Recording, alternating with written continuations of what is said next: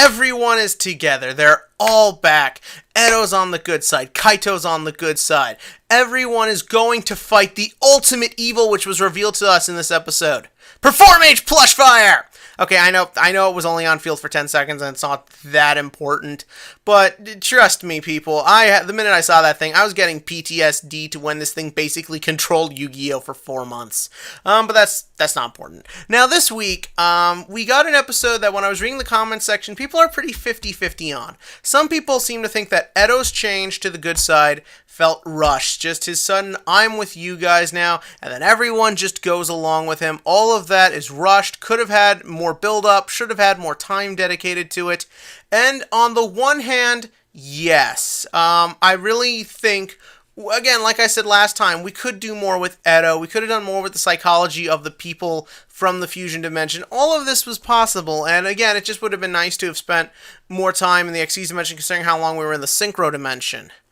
But when Edo changed sides, I just had this big grin on my face. And when Kaito said, I'm with you guys now, I had this big grin on my face. And when Dennis started fighting Yugioh, I had this big grin on my face.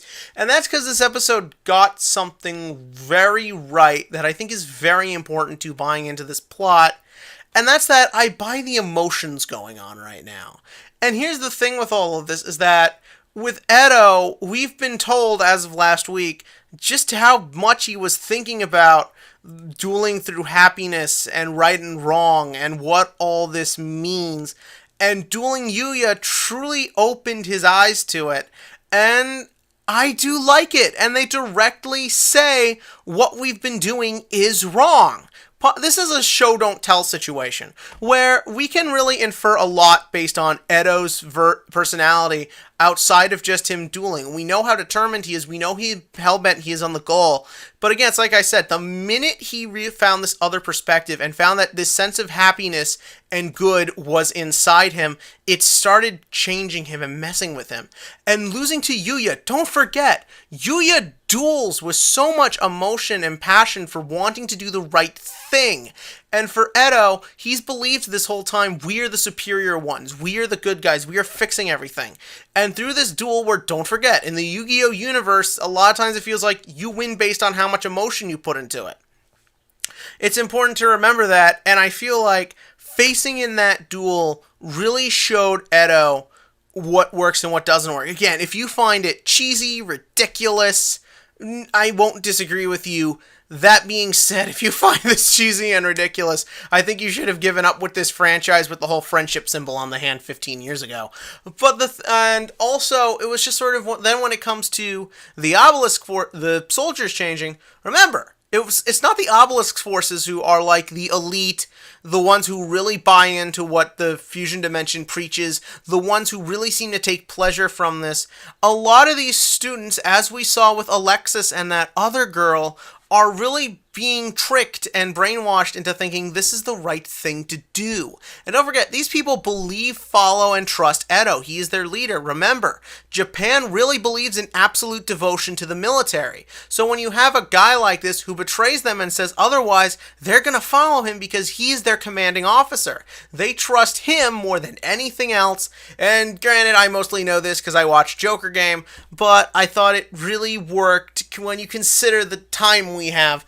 Don't forget, we complain about Arc 5 and this current arc being rushed because it doesn't have many episodes as the Synchro Dimension arc. Let's not forget, for most anime, this is a very lot of time dedicated to doing things. But again, I felt like I bought what it was emotionally because we had enough pieces for me to get a full picture of what is going through people's heads in this show, what is with everyone, and I do believe that these kids probably don't want to hurt people, and up until this point have been fed this lie otherwise, and now their big honcho is telling them otherwise, so now's the time to go good. Again, I don't buy it with the Tyler sisters because I think they got too much time, so we saw too much about how truly crazy they are, so to see them change is ridiculous. Honestly, I wish someone would shoot the clock Hawkeye and the Head Walking Dead style. As for the whole concept that with the cards, the goal is to use their life energy, and when the universe is fixed, that will bring them back to life. Look, I had a feeling it was this from the beginning. I knew they can't die, because they wouldn't have Constellar Kid die and then let Serena still be a good guy. So I knew from the beginning that wasn't the situation. But the thing is that in the Yu-Gi-Oh universe, saying they killed them, well, don't forget, Kaito doesn't know that, neither does Shun. But it's important to remember that in Yu-Gi-Oh, the stakes, I think, are always represented very well without needing to kill someone. Killing characters is a tool just like anything else in a TV show. Some shows need to kill people to get the intensity and the maturity of the story across. But Yu-Gi-Oh, because it likes to have such a dark, out there plot, a lot of times if they did killing in a way something like Attack on Titan or Sword Art Online or I can't think of anything else right now were to do death, I think it honestly would just feel really dark and really creepy. It's the difference between killing Agent Carter in Captain America Civil War and then killing Superman at the end of Batman v Superman. Ask yourself, which has the more effect? The subtler death in the silly superhero movie or the more serious death? And that's really what it comes down to here is I feel like the stakes are still in place, even knowing that everyone isn't technically dead. It doesn't change what's going to happen. It doesn't change the tragedy that's happened because we're on board emotionally. And that's why everything for me in this episode worked, because I buy the feelings of everyone. As for everything in the fusion dimension, take it or leave it. It was fine. It was mainly to get it. It was mainly just that way everyone can get hooked up. I do feel a little annoyed though that Edo isn't joining the gang for the rest of the series. He's staying back because again, I would like to see Destiny Heroes get more support, as that is a fan favorite deck, but it's only going to get the 3 new cards, which some people do like very much, but I don't think that's enough to make the deck top tier or even tier 2. I would like to see more from that deck if at all possible. But hey, we get Kaito and I can't complain about that. But what did you think in this episode? In the comment section, let's tell me that below. And as for this week's TCG question of the week, this Friday we get the new Dragon Structure deck. This kind of brings Chaos Dragons back. But do you think it's going to be meta? Do you think this will be a relevant deck from now till August when or the end of this month till when Blue Eyes show up? Or do you just think this is a nice, fun little thing? I want to know that in the comment section below. And as always, click to like and click to subscribe and have yourself a happy 4th of July.